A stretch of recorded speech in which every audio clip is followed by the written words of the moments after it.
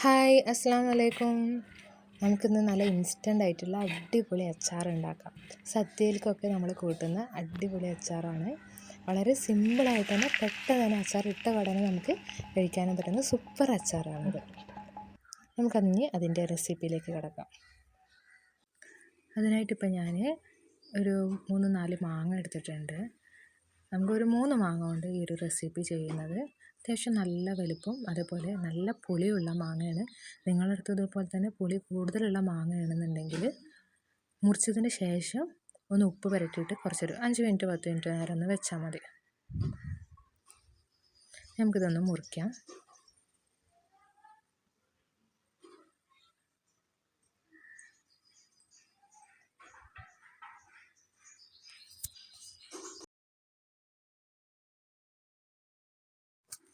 നന്നായിട്ട് ചെറിയതാക്കി മുറിച്ചിട്ടാണ് ഞാനിപ്പോൾ ഇതിട്ട് നിങ്ങൾക്ക് കാണിച്ചു തരുന്നത്.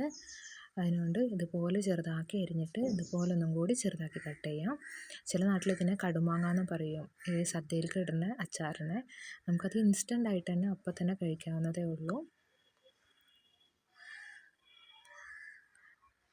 ഇതുപോലെ ഞാൻ ചെറുതാക്കി മുറിച്ചെടുത്തിട്ടുണ്ട്. നമുക്കിതുപോലെ ഒരു 3 മാങ്ങ തോളം ചെറുതാക്കി മുറിച്ചെടുക്കാം. ഇപ്പോൾ 3 മാങ്ങ ഞാൻ മുറിച്ചിട്ടുണ്ട്. നിങ്ങൾക്ക് വേണമെങ്കിൽ ഇപ്പോഴാണ് ഉപ്പ് പുരട്ടി വെക്കേണ്ടത്. ഞാനിപ്പോൾ ഉപ്പ് പുരട്ടിയൊന്നും വെച്ചിട്ടില്ല. നമുക്കിതിലേക്ക് 1.5 സ്പൂണോളം മുളകും പൊടി ഇട്ട് കൊടുക്കാം. അത്യാവശ്യം നല്ല എരിവുള്ള മുളകും പൊടിയാണ്. അതുകൊണ്ടാണ് ഞാൻ 1.5 സ്പൂണോളം എടുത്തിട്ടുള്ളത്. 1 സ്പൂണ് മഞ്ഞൾപ്പൊടി, 3/4 സ്പൂണിൻ്റെ മേലേക്ക് ഉപ്പും കൂടി എടുത്തിട്ട് നന്നായിട്ടൊന്ന് മിക്സ് ചെയ്യാം. നിങ്ങൾ ആദ്യം ഉപ്പ് പുരട്ടി വെച്ചതാണെന്നുണ്ടെങ്കിൽ വീണ്ടും ഉപ്പിടേണ്ട ആവശ്യമില്ല. ഉപ്പൊക്കെ നിങ്ങളതിനനുസരിച്ചിട്ട് മാങ്ങയുടെ പുളി അനുസരിച്ചിടുക.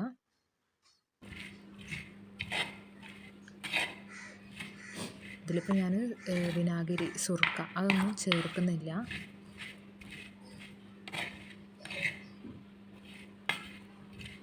നന്നായിട്ടൊന്ന് മിക്സ് ചെയ്യാം.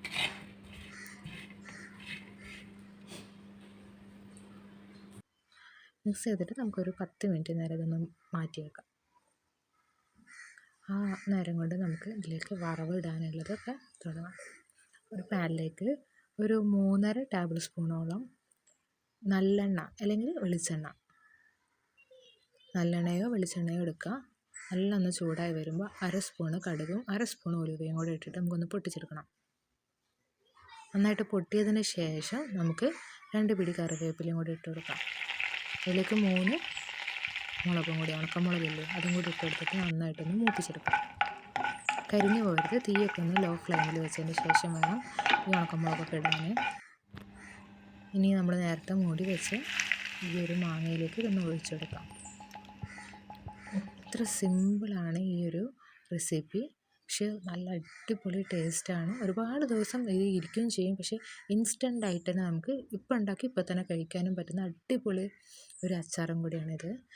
ഞങ്ങൾ ആലപ്പുഴയിൽ ഇതിന് കടുമാങ്ങ എന്നും പറയും.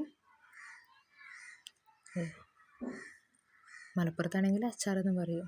കടുമാങ്ങ വേറൊരു മോഡലാണ് മലപ്പുറത്ത്. നല്ല അടിപൊളിയായിട്ടുള്ള അച്ചാറാണ്. എല്ലാവരും ട്രൈ ചെയ്യുക. ഇൻഷാ അല്ലാഹ് നല്ലൊരു വീഡിയോ ആയിട്ട് നമുക്കിനി വീണ്ടും കാണാം.